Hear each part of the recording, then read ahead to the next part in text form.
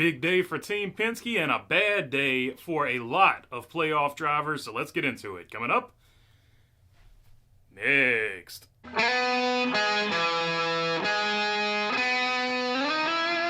What's going on, everybody? Hope you're doing good today. All right, Joey Logano gets the win in Atlanta, his 33rd career Cup Series win, which moves him to 27th all-time on the all-times wins list, tying him with Fireball Roberts, and it moves him ahead of his previous tie with Dale Jarrett. And to Joey Logano fans, it should come as no surprise because it is an even year. 2018, 2022, also an even year. And yes, I know it's just one race. Yes, I know it's just the first race of the playoffs, but this gives him the advantage of basically doing R&D for the next two races because he knows he's going to be into the next round of the playoffs. And also, you know, it's an even year, as Joey Logano fans know, so these are the years that Joey Logano does well for whatever reason. And not only that, but Team Penske has won the last two championships with, of course, Joey Logano and then last year Ryan Blaney. So I think even though it is the first race of the playoffs, I think definitely you have to put Joey Logano on that radar because if you look at every single previous championship that he's won, it's been a championship where he used this format to his advantage. He got hot at the right times, or the team planned to get hot at the right time, depending on how you look at it.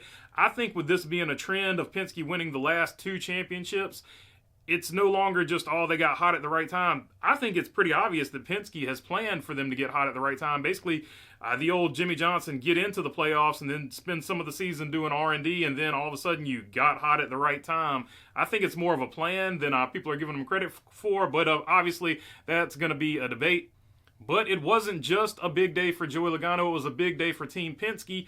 They won the first stage of the race with Ryan Blaney, and Austin Cindric finished second. Then, in the second stage, Austin Cindric won, and Ryan Blaney finished second. So the most points gained on the day, at least as far as stage points go, were two Penske cars in Austin Cindric and Ryan Blaney, who each had 19 points. Then, of course, you get Joey Logano with the win, and he was being pushed to that win by teammate Ryan Blaney, who had damage and was probably at that point as good a pusher as you were going to get because Ryan Blaney's car, with the body damage it had, probably didn't want to be out front leading. So that was the winner of the race. How about the race overall? I think the race overall was very good. You had some tire fall off. It wasn't the Atlanta that we saw last year. As this track ages, tire fall off is going to become far more important at this racetrack. Drafting obviously will probably continue to be important as well. But it is interesting that we basically got a super speedway with tire fall off. So that's going to make Atlanta very, very interesting going into the future. But beyond the tire fall off, I thought the racing overall was good. Obviously, there were spots in the race where they were riding around saving fuel, but it looked like when they wanted to go, it didn't matter who was up front. Now, I know when they were saving fuel or whatever, it looked like the lead car had 2 business days to decide which line he was going to block. But when the lines really wanted to go and started going, it was anybody's game up front. So I think there was easy enough passing of the leader when they wanted to go. Obviously, during the fuel saving stretches, though, there was the long period of time where the front car could block people. All right, on to good race, bad race. Good race for Joey Logano. Obviously, he wins the race. Daniel Suarez, in that beautiful Quaker State scheme, finishing second. He had a good run all day. His teammate, Ross Chastain, gave him a heck of a push at the end, but then Ross Chastain didn't have any help behind him. Then, of course, third was Ryan Blaney. When NASCAR originally scored this race, he was second, but then they went back to the moment of caution, and Daniel Suarez was ahead of Blaney there. Christopher Bell finishing in fourth place. Once again, nobody talking about Christopher Bell, but he continues to be up front every single weekend. He has got to be a threat to win this championship, but he just flies under the radar. He's having one of those stellar seasons, but nobody's really talking about it. Alex Bowman, a fifth place finish coming off the weekend where basically they were talking about, is Alex Bowman going to be out of the 48?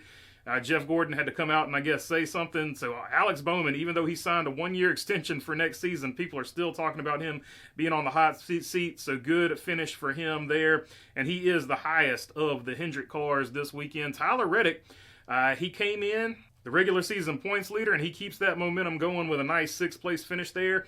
And then 7th place, Kyle Busch, the only man in this top 10 that is not in the playoffs, finishing 7th, so big run for him. He continues his momentum of I think it was a 12th, a 4th, 2 seconds, and now a 7th. So they have really turned it around here post-Olympic break for the 8 car over there at RCR. So good on him for that. Hopefully he can get a win. And he led portions of this race too. Was looking like he was going to be a huge factor at the end of this thing before all the multiple cautions for the Walmart sign and all that happened. Anyway, Chase Elliott finishing in 8th place. William Byron in 9th, so 200 cars, 300 cars in the top 10, 100 car not in the top 10. We're going to get to that in a minute. Austin Cindric finishing 10th. Big day for him. Like I said, he got the 19 bonus points and he gets a top 10. And that's going to be very important because I think a lot of people had Austin Cindric as one of their first drivers out. They didn't have him making it to the next round at all. But he came out today and threw up a big amount of points on everybody. Got the stage win. Was a contender there at the end of the race for the win. So as long as he can keep that momentum going, he might be one of those spoilers that takes a spot away from one of these other drivers that had a bad race. But let's look at the rest of the top 15 before we get to the bad race.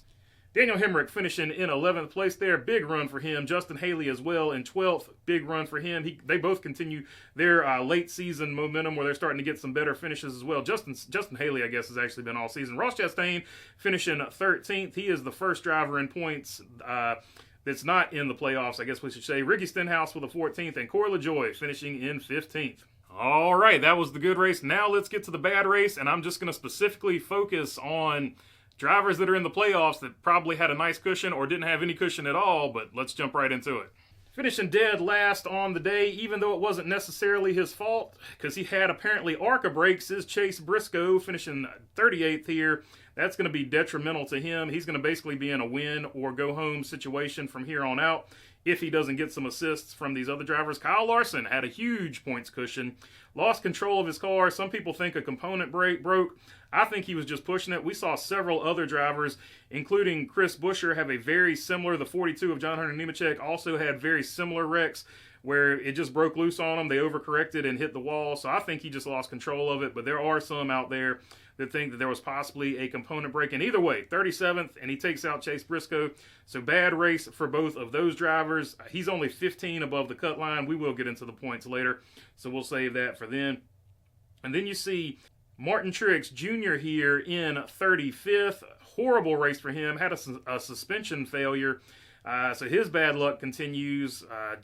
Last season, unfortunate for him. Hopefully that bad luck streak is over after this and he can advance, but he's going to be in trouble as well. And Harrison Burton had no margin of error, and he ends up finishing 31st, caught up in another accident from someone else. And not listed on here is going to be Denny Hamlin, who Milton Valenzuela Jr. has listed as his absolute worst finisher of this race, or worst performance of this race, rating him at a 2.0. Started 38th, finished 24th, had a bad plug wire, ruined his qualifying run. From the back, Hamlin was on a conservative strategy but had no speed, running an average of 31st for the entire race. He was wrecked on the last lap. Verdict being cautious strategy exposed, a bad performance. And that is Milton on X or Twitter, whichever one you would like to call it. And he gives his best 5 and his worst 5 performances of each race. So super interesting. Check him out. I'm going to start incorporating that in the channel a little bit when I talk about good race, bad race. So definitely interesting. He's got his own formula for figuring out who had a good race or bad race. And he just lets the numbers sort of dictate, takes the emotion out of it and gives his perspective from there. All right, now let's look at the playoff points. Obviously, Joey Logano locked in, but the leader of the playoff points, even though he's in second listed on this because it's the playoffs, Ryan Blaney at plus 45, Christopher Bell there at plus 40, Tyler Reddick, William Byron is your top 5. Then you got Alex Bowman, Austin Cindric, Chase Elliott, Daniel Suarez, and Kyle Larson, who is only plus 15, although he was leading the points at the beginning of this race. Then here is your cut line. Denny Hamlin at plus 2, Ty Gibbs at plus 1, and then below them, looking to still get in, minus 1 for Brad Keselowski, minus 16 for Harrison Burton, minus 19 for Martin Truex, and minus 21 for Chase Briscoe. Chase Briscoe ever so close to being win to get in, but we know he can do it because he's done it before. He did it to get into the playoffs just a previous race before Atlanta. And Martin Truex Jr. sort of in that trouble range as well. So that's the drivers' points. Of course, only one race into this, but it's going to be super critical at Watkins Glen for all of those drivers to have a good race. But another thing I like to track on this channel is manufacturers' points, so let's take a look at those real quick. Chevrolet at 979, Toyota at 962, and Ford at 948. So Ford climbing right back into this thing, only 14 points behind Toyota and only 31 points behind Chevrolet. So although they started the season off, say that real fast, season off abysmally, they have recovered, and now they're right back in this thing manufacturer-wise. All right, that's all I got for you on this one. If you made it this far, I would love to have your subscription. If not, I'll just keep making these things. Other than that, if you got a question, and if you're already subscribed, you know I appreciate you as well. If you got a question, comment, or anything like that, leave it down in the comment section. I get to as many of them as I can, and have a good Monday. Other than that, thanks for your time. Peace. Visit the merch store.